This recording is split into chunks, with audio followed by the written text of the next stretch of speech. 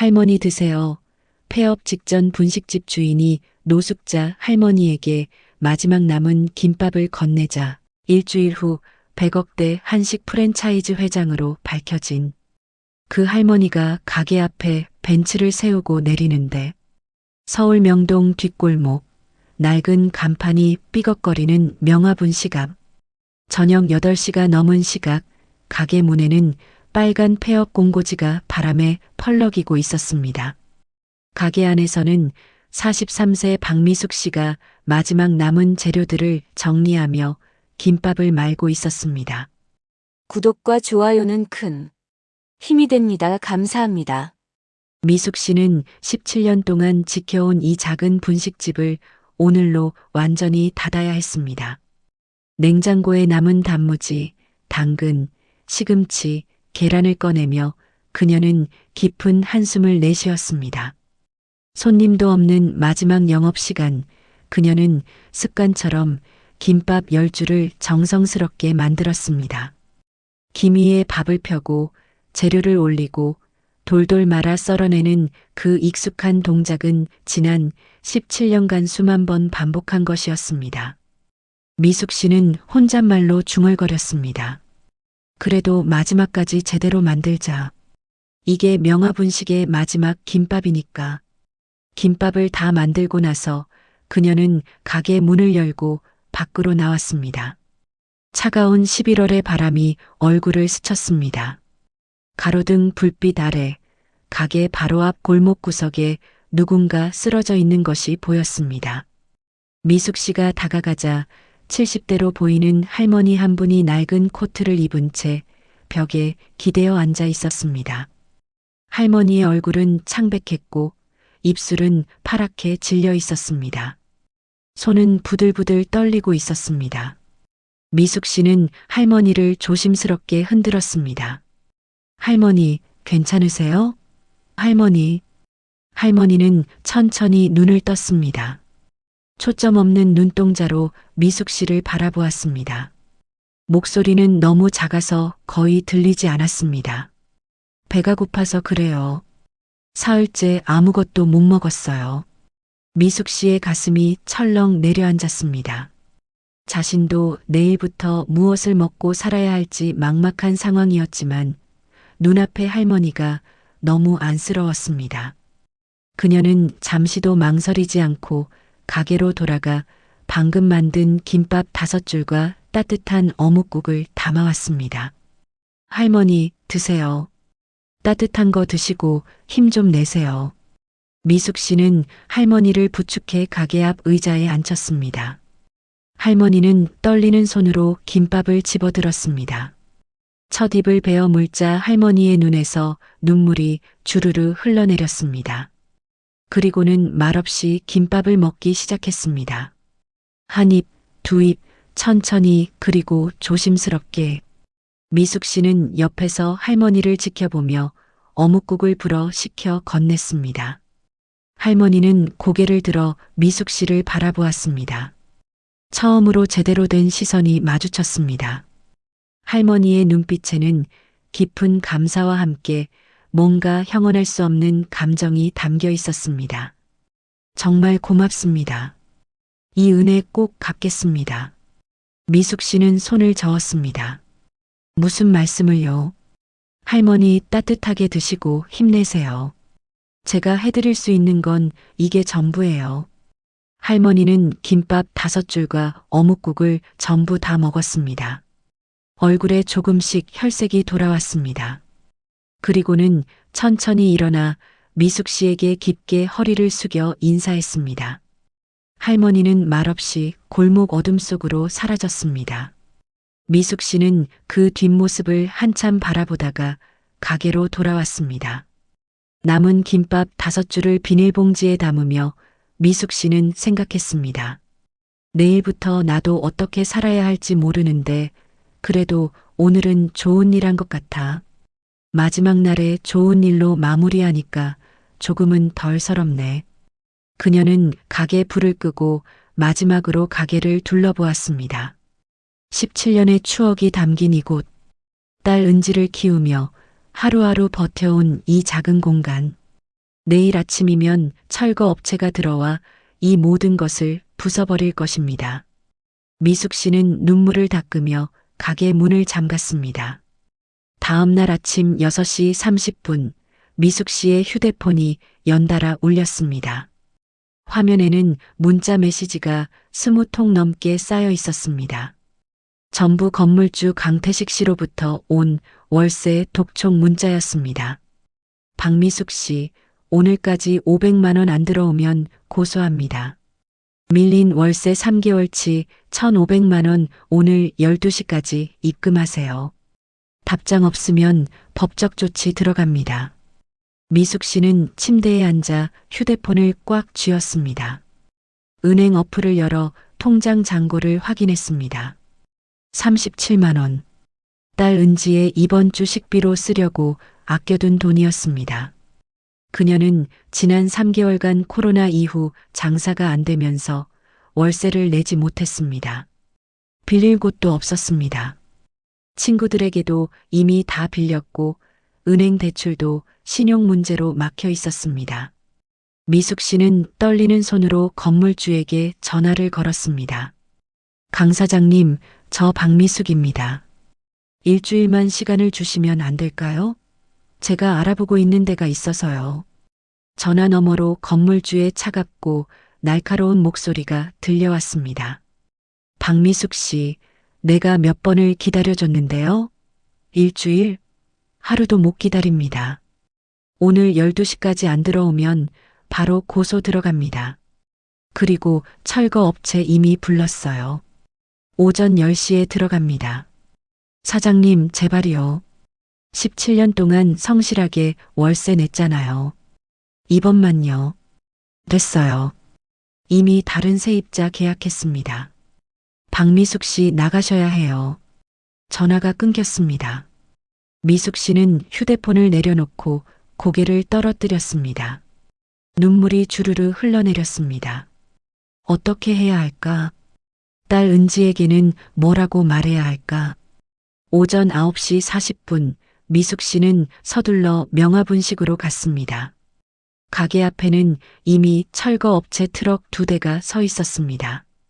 작업복을 입은 인부 5명이 짐을 내리고 있었습니다. 건물주 강태식 씨도 와 있었습니다. 50대 중반의 그는 비싼 패딩을 입고 미숙 씨를 차갑게 내려다보았습니다. 박미숙 씨, 10시까지 30분 남았는데 돈 입금됐어요?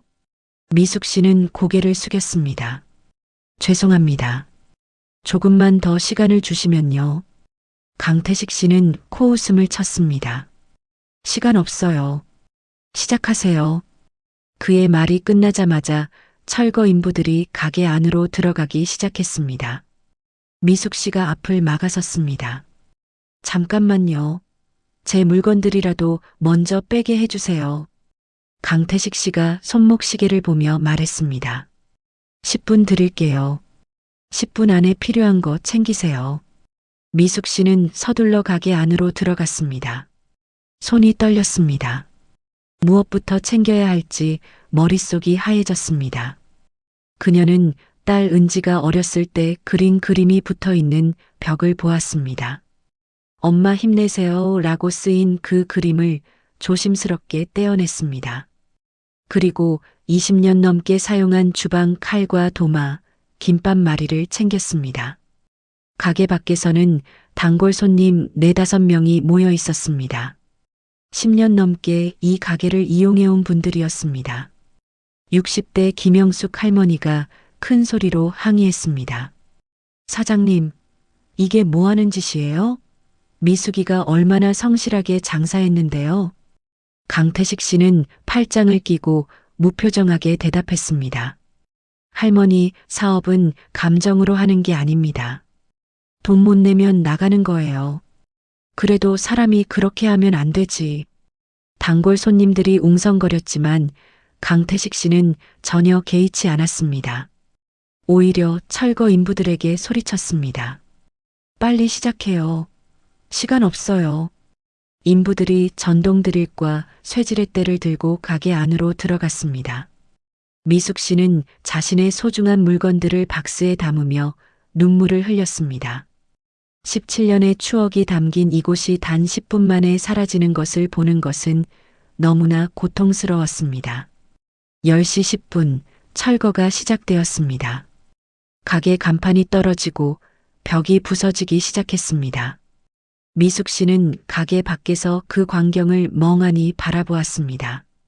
단골 손님들이 그녀의 어깨를 토닥이며 위로했지만 그 어떤 말도 위안이 되지 않았습니다. 바로 그때 미숙 씨의 휴대폰이 울렸습니다. 딸 은지에게서 온 전화였습니다. 미숙 씨는 눈물을 닦고 최대한 밝은 목소리로 전화를 받았습니다. 응, 은지야. 무슨 일이야? 전화 너머로 딸의 떨리는 목소리가 들렸습니다. 엄마 학교에서 연락 왔는데 등록금 3개월 밀렸대. 이번 주까지 안 내면 다음 학기 등록 못한대. 미숙 씨의 다리에 힘이 풀렸습니다. 그녀는 그 자리에 주저앉을 뻔했습니다.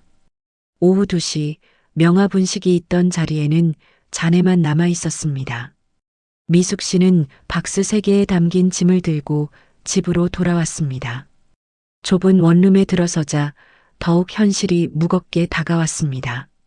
그녀는 침대에 앉아 딸 은지의 등록금 고지서를 바라보았습니다. 350만 원. 도저히 마련할 방법이 없었습니다. 휴대폰을 보니 문자 메시지가 또 쌓여 있었습니다. 이번에는 대출업체들로부터 온 독촉 메시지들이었습니다. 그녀는 휴대폰을 침대 옆에 던져놓고 두 손으로 얼굴을 감쌌습니다. 오후 4시 30분 누군가 현관문을 두드리는 소리가 들렸습니다. 미숙 씨가 문을 열자 배달 기사가 서류 봉투를 건넸습니다. 박미숙 씨 맞으시죠? 내용 증명 받으세요. 미숙 씨는 떨리는 손으로 봉투를 받았습니다. 뜯어보니 법무법인에서 보낸 문서였습니다. 건물주 강태식 씨가 체불 월세 1,500만 원과 손해배상 500만 원을 청구하는 소장이었습니다. 총 2천만 원을 한 달 안에 갚지 않으면 강제 집행에 들어간다는 내용이었습니다. 미숙 씨는 서류를 읽다가 그만 주저앉았습니다. 2천만 원. 그녀에게는 천문학적인 금액이었습니다. 도대체 어떻게 해야 하나? 숨이 막혔습니다. 바로 그때 현관문이 다시 두드려졌습니다. 이번에는 집주인 최순희 씨 65세였습니다. 그녀는 미숙 씨를 보자마자 차갑게 말했습니다. 미숙 씨, 전세 계약 해지합니다. 2주 안에 나가주세요. 미숙 씨는 놀라서 되물었습니다. 네, 전세 계약이 아직 6개월이나 남았는데요. 최순희 씨는 팔짱을 끼고 말했습니다. 알아요. 그런데 아들 결혼 때문에 집이 급하게 필요해졌어요. 전세금은 2주일 안에 돌려드릴게요. 나가주세요. 아줌마, 제가 지금 가게도 날아가고 정말 힘든 상황이에요. 조금만 더 있게 해주시면 안 될까요? 최순희 씨는 고개를 저었습니다. 안 돼요. 이미 다른 세입자 구했어요. 2주 후에 들어옵니다. 나가세요. 문이 닫혔습니다. 미숙 씨는 그 자리에 주저앉아 울음을 터뜨렸습니다. 가게도 날아가고 이제 집까지 나가야 한다니. 딸 은지와 함께 어디로 가야 한단 말인가. 오후 6시 미숙 씨의 휴대폰에 또 전화가 걸려왔습니다. 이번에는 은지가 다니는 한국대학교 학생처에서 온 전화였습니다. 박미숙 학부모님이시죠? 학생처 김혜진입니다. 은지 학생 등록금이 3개월 체납 상태인데요. 이번 주 금요일까지 납부하지 않으시면 다음 학기 등록이 불가능합니다. 미숙 씨는 떨리는 목소리로 대답했습니다. 알고 있습니다. 최대한 빨리 처리하겠습니다. 그리고 혹시 은지 학생 장학금 신청하셨나요? 가정 형편이 어려우시면 긴급 장학금 제도가 있는데요.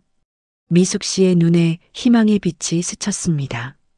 그게 정말이요? 어떻게 신청하나요? 김혜진 직원이 설명을 시작했습니다. 학생 성적이 평점 3.5 이상이어야 하고 가구 소득이 기준 이하여야 합니다. 그리고 각종 서류를 제출해야 하는데요. 미숙 씨는 메모를 하며 열심히 들었습니다. 그런데 마지막에 김혜진 직원이 한 말이 그녀의 희망을 꺾었습니다. 다만 심사 기간이 한 달 정도 걸립니다. 그래서 일단 이번 학기 등록금은 납부하셔야 해요. 미숙 씨는 전화를 끊고 휴대폰을 내려놓았습니다. 결국 지금 당장 돈이 필요한 건 마찬가지였습니다. 저녁 9시 SNS를 확인한 미숙 씨는 더 큰 충격을 받았습니다. 누군가 오늘 명화분식 철거 현장을 촬영해 인터넷에 올린 것이었습니다. 영상 제목은 이렇게 적혀 있었습니다. 월세 못 내서 쫓겨나는 분식집 현장. 영상 조회수는 15만을 넘었고 댓글은 300개가 넘어갔습니다. 미숙 씨는 떨리는 손으로 댓글을 읽기 시작했습니다. 원래 장사 못해서 망한 거 아니야? 요즘 세상에 분식집으로 어떻게 버티겠어? 본인 잘못인데 건물주 욕하지 마세요. 재테크 생각 없이 장사만 하니까 그렇지. 미숙 씨는 휴대폰 화면을 꺼버렸습니다. 손이 부들부들 떨렸습니다. 세상이 너무 냉정했습니다. 17년 동안 성실하게 살아온 것이 아무 의미 없었습니다. 그녀는 박스 더미 사이에 앉아 두 손으로 얼굴을 감싸고 소리 없이 울었습니다. 20년 동안 모은 주방 도구들을 바라보며 그녀는 생각했습니다. 이걸 팔면 얼마나 받을까? 중고로 팔아도 50만 원은 될까? 아니, 10만 원이라도 받으면 다행이겠지. 그녀는 중고 거래 앱을 열어 물건을 올리기 시작했습니다. 하지만 마음 한구석에서는 알고 있었습니다. 이것만으로는 아무것도 해결되지 않는다는 것을. 다음 날 아침 8시 미숙 씨는 편의점 야간 알바 면접을 보러 가기 위해 준비하고 있었습니다. 거울을 보니 얼굴이 많이 상해 있었습니다. 지난 이틀간 제대로 자지도 먹지도 못한 탓이었습니다.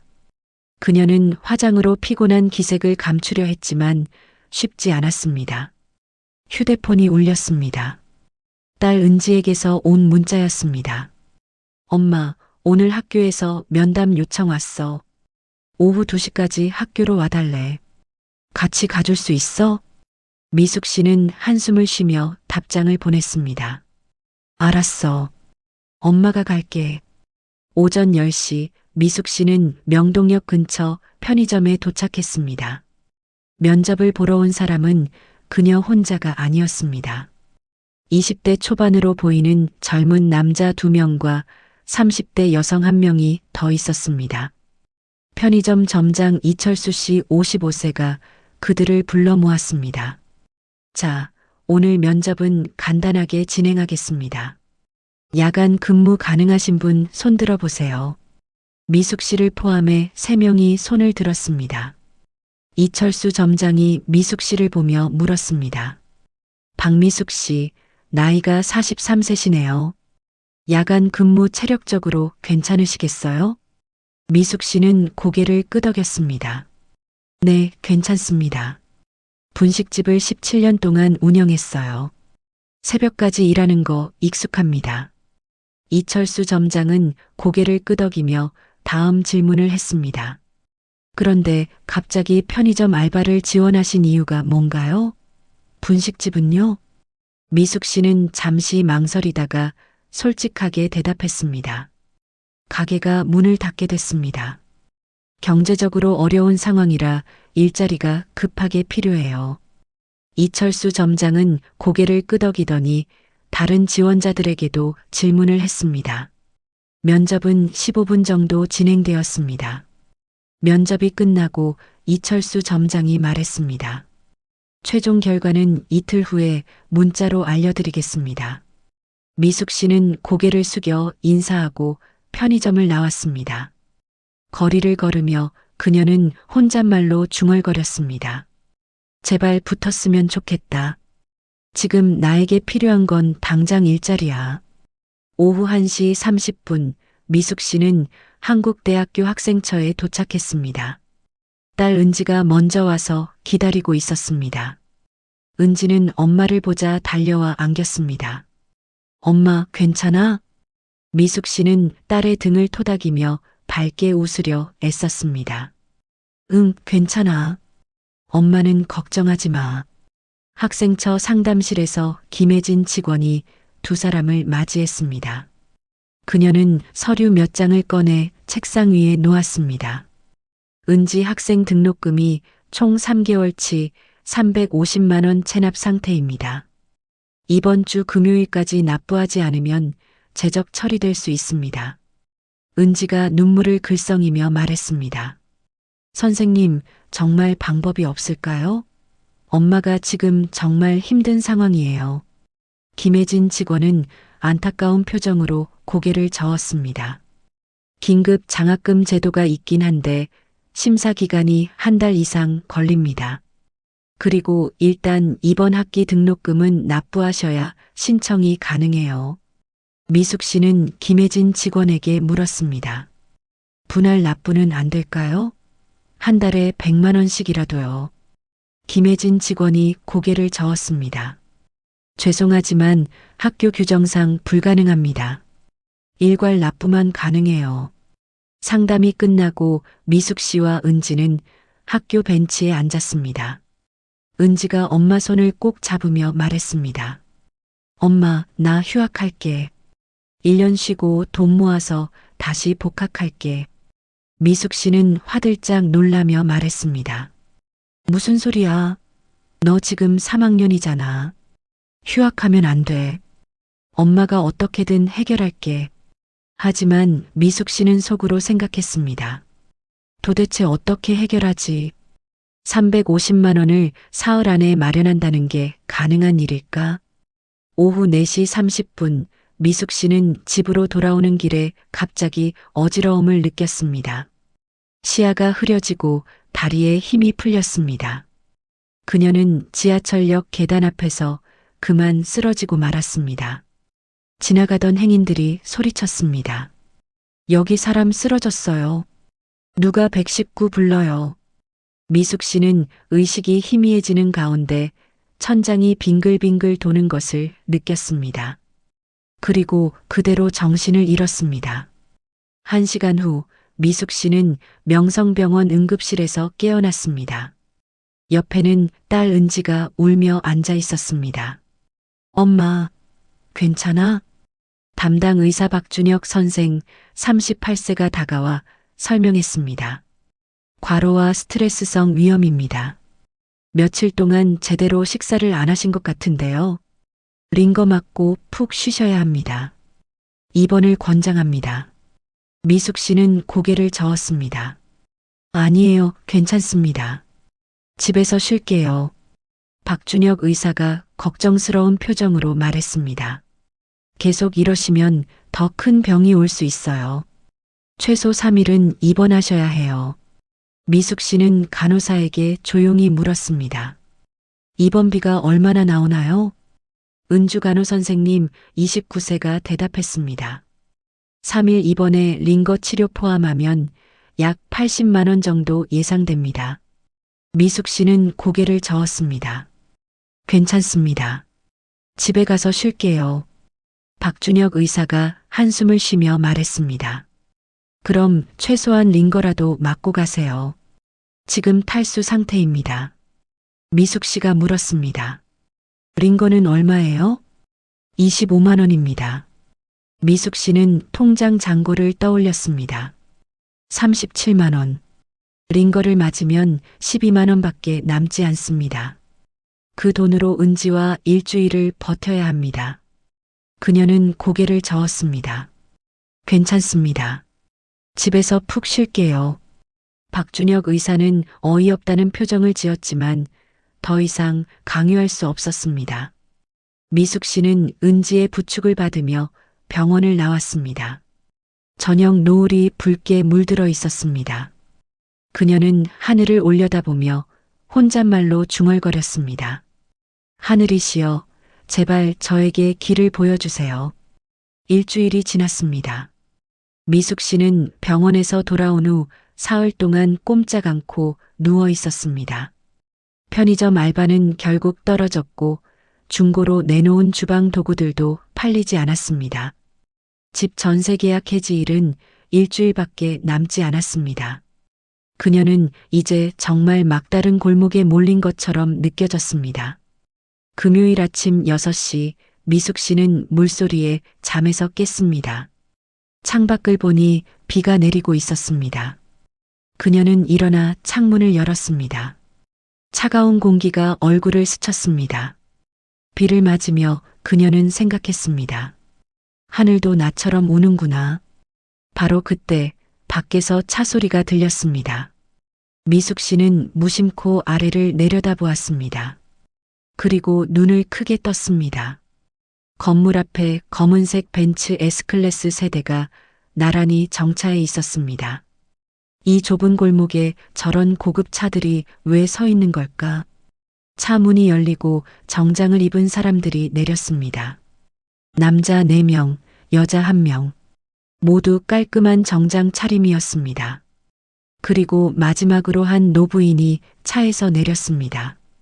회색 코트를 입은 그 노부인을 보는 순간 미숙 씨는 심장이 멎는 것 같았습니다. 그 할머니였습니다. 일주일 전 명화분식 앞에서 김밥을 드렸던 바로 그 할머니. 미숙 씨는 서둘러 옷을 갈아입고 밖으로 뛰어나갔습니다. 건물 앞에 도착하자 정장을 입은 사람들이 그녀를 향해 고개를 숙였습니다. 박미숙 사장님이시죠? 그중 한 명인 40대 남자가 물었습니다. 그는 명함을 꺼내 미숙 씨에게 건넸습니다. 명함에는 이렇게 적혀 있었습니다. 한국의맛 프랜차이즈 본부장 정민호. 미숙 씨는 당황하며 말했습니다. 저를 찾으시다니요? 무슨 일이세요? 바로 그때 노부인이 앞으로 나왔습니다. 그녀는 미숙 씨를 보며 따뜻하게 미소 지었습니다. 미숙 씨, 기억하시나요? 일주일 전에 김밥 얻어먹었던 할머니예요. 미숙 씨는 눈을 크게 뜨며 말했습니다. 할머니, 그때 그 할머니시잖아요. 어떻게요? 괜찮으세요? 노부인이 고개를 숙이며 말했습니다. 제대로 인사도 못 드리고 가서 죄송합니다. 그날 저는 정말 힘든 상황이었어요. 미숙 씨가 아니었으면 큰일 날 뻔했습니다. 정민호 본부장이 끼어들어 설명했습니다. 박미숙 사장님 소개드립니다. 이분은 한국의맛 프랜차이즈 최순자 회장님이십니다. 저희는 전국에 230개 가맹점을 운영하는 한식 프랜차이즈 기업입니다. 미숙 씨는 입을 다물지 못했습니다. 한국의맛? 그 유명한 한식 프랜차이즈? TV에서도 자주 보던 그 기업의 회장이 바로 그 할머니였단 말인가? 최순자 회장 72세가 미숙 씨의 손을 잡으며 말했습니다. 미숙 씨, 그날 정말 고마웠어요. 사흘 동안 아무것도 못 먹고 길거리를 헤매고 있었는데 미숙 씨가 따뜻한 김밥을 주셨죠. 그 김밥 한 줄 한 줄에 진심이 느껴졌어요. 미숙 씨는 눈물이 핑 돌았습니다. 아니에요, 할머니. 저는 그냥 당연한 일을 한 것뿐이에요. 최순자 회장이 고개를 저었습니다. 아니에요. 요즘 세상에 낯선 노숙자에게 그렇게 따뜻하게 대해주는 사람이 몇이나 될까요? 그날 미숙 씨는 저에게 음식만 준 게 아니라 사람에 대한 희망을 되찾게 해주셨어요. 정민호 본부장이 설명을 이어갔습니다. 회장님께서는 그날 이후 계속 미숙 사장님을 찾으셨습니다. 그런데 가게가 문을 닫았다는 소식을 듣고 더 서둘러 찾아오게 됐습니다. 최순자 회장이 미숙 씨를 바라보며 말했습니다. 미숙 씨, 제가 일주일 동안 미숙 씨에 대해 알아봤어요. 17년 동안 성실하게 장사하셨고 딸 하나 키우며 정말 열심히 사셨더라고요. 그런데 지금 어려운 상황이라고 들었습니다. 미숙 씨는 고개를 숙였습니다. 눈물이 주르르 흘러내렸습니다. 네, 맞습니다. 저는 지금 정말 막막해요. 최순자 회장이 미숙 씨의 어깨를 토닥이며 말했습니다. 미숙 씨, 이제 걱정하지 마세요. 제가 돕겠습니다. 아니, 함께 일하고 싶습니다. 미숙 씨가 고개를 들어 최순자 회장을 바라보았습니다. 함께 일하다니요? 최순자 회장이 미소를 지으며 말했습니다. 미숙 씨의 김밥에는 특별한 무언가가 있어요. 진심이 담겨 있죠. 그런 음식을 만드는 사람을 저는 놓칠 수 없습니다. 정민호 본부장이 서류 가방을 열어 서류 몇 장을 꺼냈습니다. 박미숙 사장님, 저희가 제안드리고 싶은 게 있습니다. 명화분식을 한국 의맛 프랜차이즈 특별 브랜드로 런칭하고 싶습니다. 미숙 사장님의 레시피를 기반으로 전국 가맹점을 확장하는 거죠. 미숙 씨는 믿을 수 없다는 표정으로 물었습니다. 저의 레시피를요? 저는 그냥 평범한 김밥을 만드는데요. 최순자 회장이 고개를 저었습니다. 아니에요. 미숙 씨의 김밥은 평범하지 않아요. 거기에는 17년의 정성과 진심이 담겨 있습니다. 그게 바로 사람들이 원하는 음식이에요. 정민호 본부장이 계약서를 미숙 씨에게 건네며 설명했습니다. 계약 조건은 이렇습니다. 계약금으로 5억 원을 먼저 드리고 이후 매출의 3%를 로열티로 드립니다. 그리고 이 건물 2층을 주거 공간으로 제공해 드리겠습니다. 미숙 씨는 서류를 받아들고 떨리는 손으로 내용을 읽기 시작했습니다. 5억 원? 이게 정말 현실인가? 그녀는 꿈을 꾸는 것 같았습니다.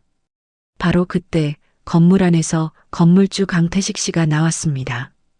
그는 밖에 벤츠 세대를 보고 잠시 당황했지만 곧 미숙 씨를 발견하고는 큰 소리로 말했습니다. 박미숙 씨, 거기서 뭐 하는 거요? 오늘이 전세금 나가는 날이라고 했잖소? 최순자 회장이 강태식 씨를 바라보며 물었습니다. 실례지만 누구시죠? 정민호 본부장이 설명했습니다. 회장님, 저분이 이 건물 주인입니다. 최순자 회장이 고개를 끄덕이고는 강태식 씨에게 다가갔습니다. 안녕하세요. 저는 한국의맛 프랜차이즈 회장 최순자라고 합니다. 강태식 씨는 한국의맛이라는 말에 잠시 놀랐지만 곧 무시하듯 말했습니다. 아, 네. 그런데 무슨 일이세요? 여기는 제 건물인데요. 최순자 회장이 미소를 지으며 말했습니다. 이 건물 매각할 의향 있으세요? 강태식 씨가 웃으며 말했습니다. 이 건물이요? 이 건물은 50억은 줘야 팔 수 있는데요. 최순자 회장이 고개를 끄덕였습니다. 그럼 50억에 사겠습니다. 강태식 씨의 표정이 굳었습니다. 네, 지금 농담하시는 거죠? 최순자 회장이 정민호 본부장을 바라보며 말했습니다. 본부장님, 계약 준비하세요. 현금으로 진행합니다. 정민호 본부장이 즉시 휴대폰을 꺼내 변호사에게 전화했습니다. 여보세요, 김 변호사님? 지금 즉시 명동으로 와주세요. 부동산 매매 계약건입니다. 강태식 씨는 황당하다는 표정으로 말했습니다. 아니, 지금 진짜로 사시겠다는 겁니까? 최순자 회장이 단호하게 말했습니다. 네. 30분 안에 계약 완료하겠습니다. 어떠세요? 강태식 씨는 잠시 망설이다가 고개를 끄덕였습니다. 50억이라는 돈을 거절할 사람은 없을 것입니다. 30분 후 변호사가 도착했고 계약이 진행되었습니다. 최순자 회장은 휴대폰 하나로 은행에 전화를 걸어 50억 원을 즉시 송금했습니다. 강태식 씨는 통장 잔고를 확인하고는 입을 다물지 못했습니다. 계약이 완료되자 최순자 회장이 강태식 씨를 바라보며 말했습니다. 그런데 한 가지 여쭤보고 싶은 게 있습니다. 박미숙 사장님이 17년 동안 성실하게 월세를 내셨는데 갑자기 왜 쫓아내셨나요? 강태식 씨는 당황하며 말했습니다. 그건 사업상 어쩔 수 없는 결정이었습니다. 최순자 회장이 차갑게 말했습니다. 사업상 결정이라. 저는 40년 넘게 사업을 해왔습니다. 하지만 한 번도 성실한 사람을 그렇게 함부로 대한 적은 없습니다. 사업은 사람을 짓밟으면서 하는 게 아닙니다. 강태식 씨는 아무 말도 하지 못했습니다. 바로 그때 건물 밖으로 사람들이 몰려들기 시작했습니다. 언론 기자들이었습니다. 누군가 최순자 회장이 이곳에 온다는 소식을 SNS에 올렸고 그 소식이 순식간에 퍼진 것입니다. 기자들이 카메라를 들이대며 질문을 쏟아냈습니다. 회장님, 이곳에 오신 이유가 뭔가요? 명화분식과 어떤 관계가 있으신가요? 새로운 프랜차이즈 사업을 시작하시는 건가요? 미숙 씨는 갑자기 몰려든 기자들에게 패닉 상태가 되었습니다. 그녀는 카메라 플래시에 눈을 제대로 뜨지 못했습니다. 최순자 회장이 미숙 씨를 감싸며 말했습니다. 진정하세요. 제가 처리할게요. 최순자 회장이 기자들을 향해 말했습니다. 네, 오늘 이곳에 온 이유를 말씀드리겠습니다. 일주일 전 제가 어려운 상황에 있을 때 박미숙 사장님이 저를 도와주셨습니다.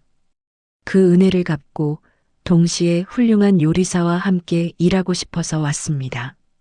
명화분식을 한국 의맛 프랜차이즈의 새로운 브랜드로 런칭할 예정입니다.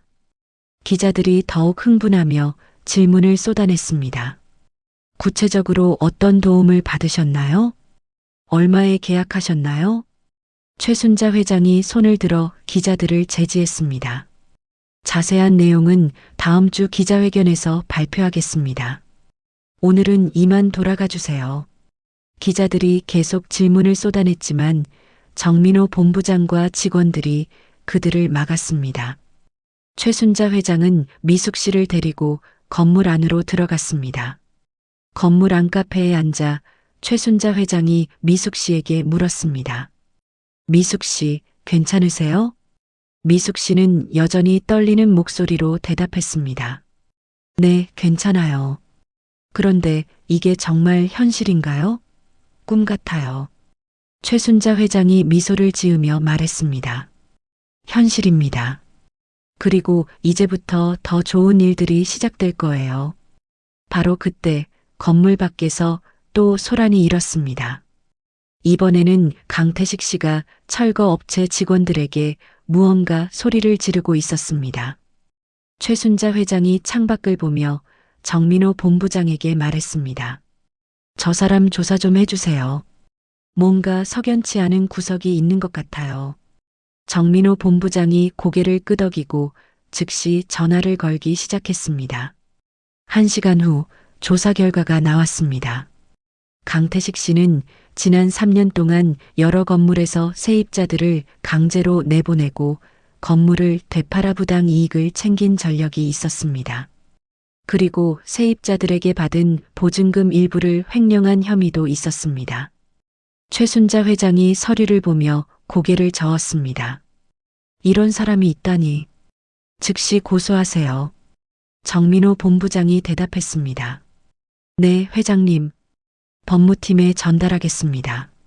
미숙 씨는 모든 상황이 너무 빠르게 진행되어 어리둥절했습니다. 불과 1시간 전만 해도 막막했던 인생이 순식간에 바뀌고 있었습니다. 저녁 7시 최순자 회장은 미숙 씨를 한국의맛 본사로 초대했습니다. 강남에 위치한 30층 건물. 미숙 씨는 처음 와보는 이런 고급 빌딩에 긴장했습니다. 엘리베이터를 타고 28층 회장실에 도착하자 넓고 고급스러운 공간이 펼쳐졌습니다. 최순자 회장이 미숙 씨를 소파에 앉히고 직접 차를 따라 주었습니다. 미숙 씨, 편하게 앉으세요. 여기는 제 사무실이지만 오늘만큼은 우리 둘만의 공간입니다. 미숙 씨가 조심스럽게 차를 마시며 말했습니다. 회장님, 저는 정말 평범한 사람이에요. 이렇게까지 해주시면 제가 감당할 수 있을지 모르겠어요. 최순자 회장이 미소를 지으며 말했습니다. 미숙 씨, 제 이야기를 들려드릴게요. 저도 40년 전에는 미숙 씨처럼 작은 분식집 주인이었어요. 미숙 씨가 눈을 크게 뜨며 물었습니다. 정말요? 최순자 회장이 고개를 끄덕였습니다. 네. 저는 23살 때 남편을 잃고 혼자 두 아들을 키워야 했어요. 그때 시작한 게 작은 분식집이었죠. 매일 새벽 4시에 일어나 장을 보고 김밥을 만들었어요. 손님이 없어도 돈이 없어도 포기하지 않았습니다. 미숙 씨는 최순자 회장의 이야기에 깊이 빠져들었습니다. 그러던 어느 날 제가 정말 힘들 때 한 손님이 저를 도와줬어요. 그분은 제 김밥을 먹고는 이렇게 말했죠. 사장님, 김밥에는 진심이 담겨 있네요. 꼭 성공하실 거예요. 그 한마디가 저에게 큰 힘이 됐어요. 최순자 회장의 눈에 눈물이 맺혔습니다. 그 후로 저는 20년 동안 한 가지만 생각했어요. 진심을 담아 음식을 만들자. 그게 제 철학이 됐고 그 철학으로 한국의 맛을 이만큼 키웠습니다. 그리고 일주일 전 미숙 씨의 김밥을 먹으며 40년 전 제 모습을 봤어요. 미숙 씨도 눈물이 흘렀습니다. 회장님, 감사합니다. 저도 회장님처럼 되고 싶어요. 최순자 회장이 미숙 씨의 손을 잡으며 말했습니다. 미숙 씨는 이미 훌륭한 사람이에요. 이제 그 재능을 더 많은 사람들과 나누면 됩니다. 정민호 본부장이 들어와 구체적인 계약 내용을 설명했습니다. 박미숙 사장님, 계약 조건을 다시 한번 정리해 드리겠습니다. 첫째, 계약금 5억 원은 내일 즉시 송금해 드립니다. 둘째, 매월 매출의 3%를 로열티로 드립니다. 예상 매출을 보면 월 1,500만 원에서 2,000만 원 정도 예상됩니다. 미숙 씨는 숨이 막혔습니다. 월 1,500만 원? 그녀가 명화분식에서 한 달 벌던 돈은 200만 원도 안 됐습니다. 정민호 본부장이 설명을 이어갔습니다. 셋째, 명동 건물 2층을 주거 공간으로 제공해 드립니다. 리모델링 비용은 저희가 부담하고요. 넷째, 딸 은지 학생 학비는 대학 졸업까지 전액 장학금으로 지원해 드립니다. 미숙 씨가 눈물을 닦으며 말했습니다. 제가 이런 대우를 받을 자격이 있을까요? 최순자 회장이 단호하게 말했습니다. 있어요. 미숙 씨는 17년 동안 정직하게 살아왔어요. 그게 가장 큰 자격입니다. 정민호 본부장이 태블릿을 꺼내 미숙 씨에게 보여주었습니다. 이건 저희가 준비한 명화분식 브랜드 로고입니다.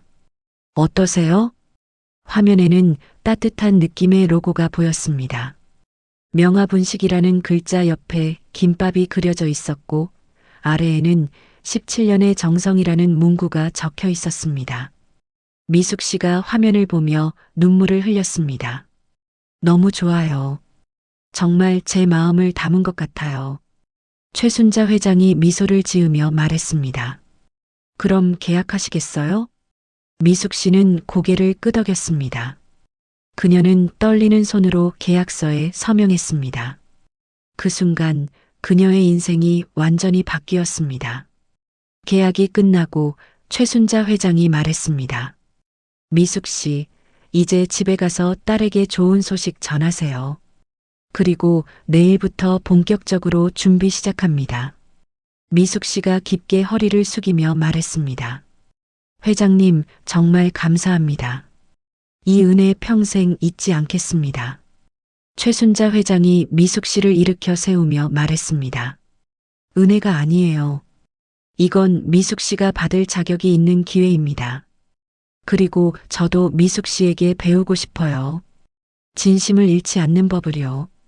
3개월이 흘렀습니다.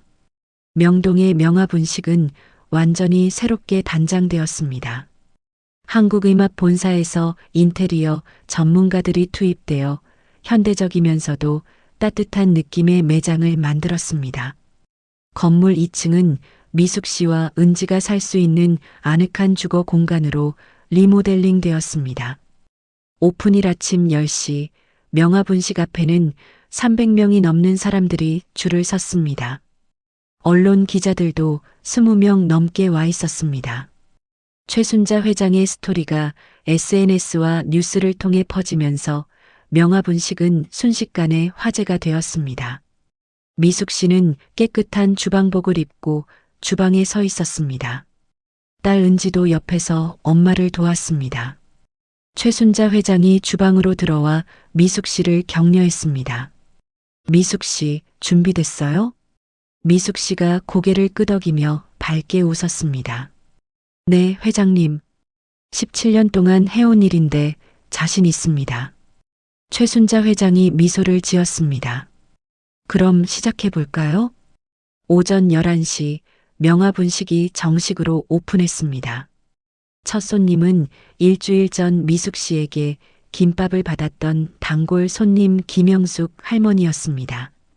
할머니는 미숙 씨를 보자 울먹이며 말했습니다. 미숙아, 정말 잘됐다. 내가 이렇게 행복해하는 모습 보니 할머니도 너무 기쁘구나. 미숙 씨는 할머니를 꼭 안아주었습니다. 할머니, 그동안 응원해 주셔서 감사합니다. 오늘은 제가 대접할게요. 하루 동안 명화분식은 800명의 손님을 받았습니다. 미숙 씨는 새벽부터 밤까지 쉬지 않고 김밥을 만들었습니다. 하지만 그 어느 때보다 행복했습니다. 손님들이 김밥을 먹고 만족하는 표정을 보는 것만으로도 충분했습니다. 저녁 9시 영업이 끝나고 미숙 씨는 주방에 앉아 숨을 돌렸습니다. 정민호 본부장이 들어와 태블릿을 보여주었습니다. 사장님, 오늘 매출입니다. 1200만 원 나왔습니다. 미숙 씨는 눈을 크게 뜨며 말했습니다. 하루에 1200만 원요? 믿을 수가 없어요. 정민호 본부장이 웃으며 말했습니다.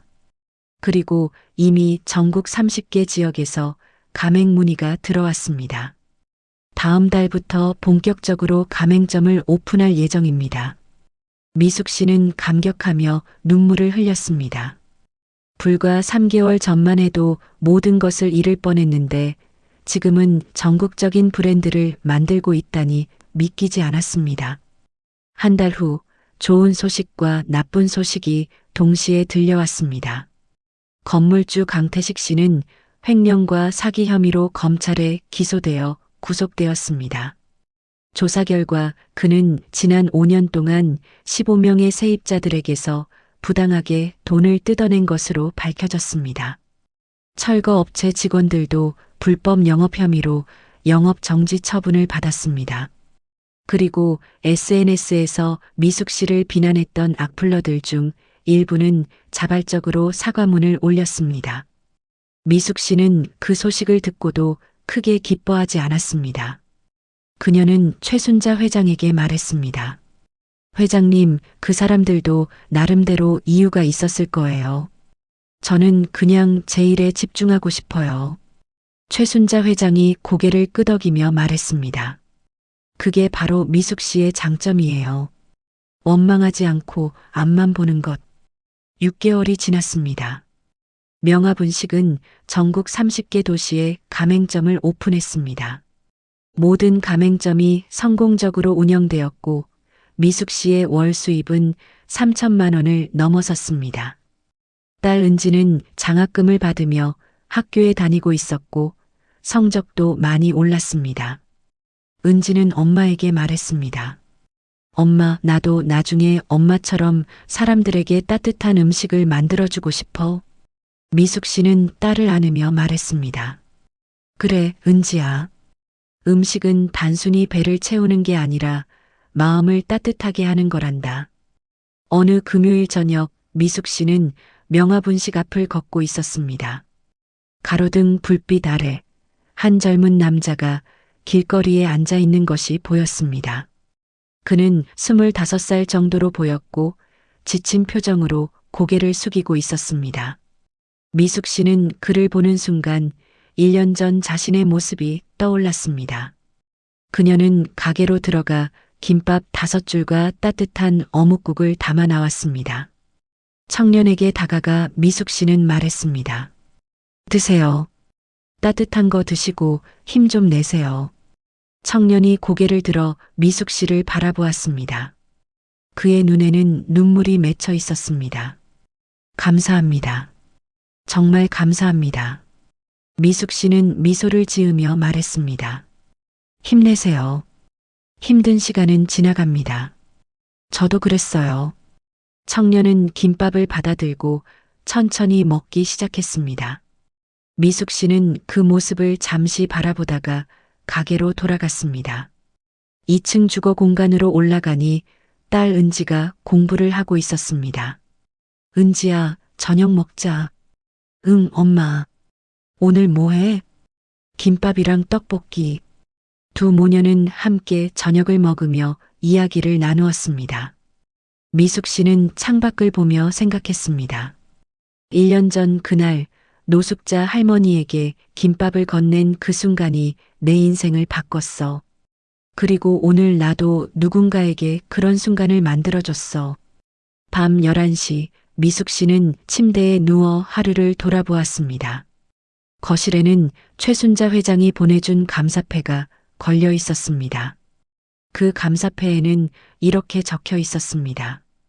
진심을 담은 음식으로 세상을 따뜻하게 만드는 박미숙 사장님께. 미숙 씨는 미소를 지으며 눈을 감았습니다.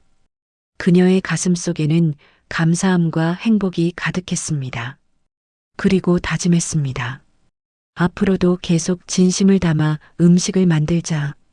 그게 바로 내가 받은 은혜를 갚는 길이야. 다음 날 아침 명화분식 앞에는 또다시 긴 줄이 서 있었습니다. 미숙 씨는 주방에 서서 김밥을 말았습니다. 한 줄 한 줄 정성스럽게 17년 전부터 지금까지 변하지 않은 그 마음으로. 그리고 그녀는 알았습니다. 인생은 한순간에 바뀔 수 있다는 것을, 선한 행동은 반드시 보상받는다는 것을, 그리고 가장 중요한 것은 어려울 때도 포기하지 않고 진심을 잃지 않는 것이라는 것을. 명화분식의 간판이 아침 햇살에 반짝였습니다. 그 간판 아래에는 작은 문구가 새겨져 있었습니다. 할머니 드세요. 17년의 정성.